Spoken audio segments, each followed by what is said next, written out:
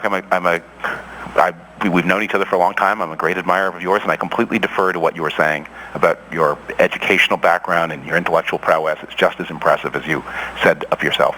But I must say, you have to choose between that and between sounding like someone who's walking up Broadway shouting at the passing cars. David, you're the one who fired the first shot. Matter of fact, you're the one who fired the first Uzi.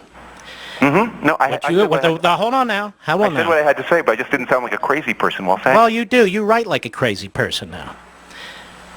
You really do. The things that you said. Hold on. The things that you said.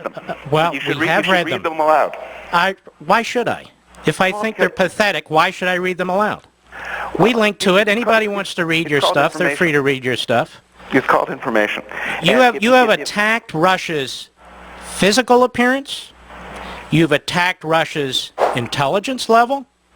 You've attacked what Russia does. And this is a very bad habit that you've formed. I have not. Hold on now. I'm going to let you speak. I'm going to let you speak. Just let me finish. I have not called you out by name, David, ever, until yesterday, because I've had it with what you're doing. Go ahead. Well, I did not attack Rush. What I pointed out was that his impact on our party, my party, is disastrous, that he has fallen into a trap. The administration dubbed him the leader of the opposition. He was only too willing for his own ego reasons to take that role. See, there you go again. Hold on, let me just stop you a second. Sorry. Go ahead. Sorry, it's again the shouting at cars problem. I'm really not, but you're chasing cars. You know, that's a whole other problem.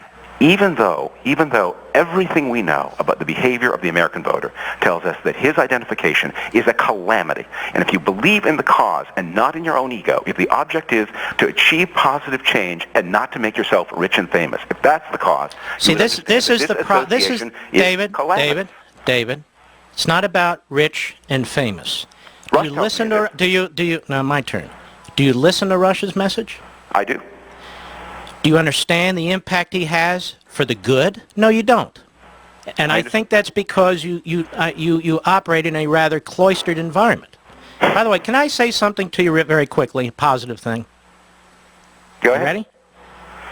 I feel bad about your son. Your son called here and tried to get on, and he's 15 years old. And I'm not going to debate your son any more than I'd want you debating my son.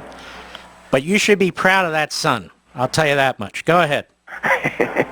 I appreciate it. I have to say that he also lives in a cloistered environment, and I think the reason he called was because he was shocked by what he heard on the radio. And you know, at his school, in his grade, they don't conduct themselves in this way. They're oh, come on, David. In a rational you know what? way, Let's. without using language. I'll tell you. Well, what language did I use? I didn't curse.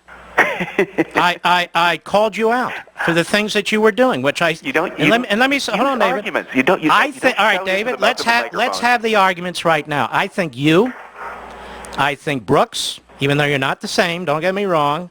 I think some of the others are extremely destructive, and you're shooting at the wrong people.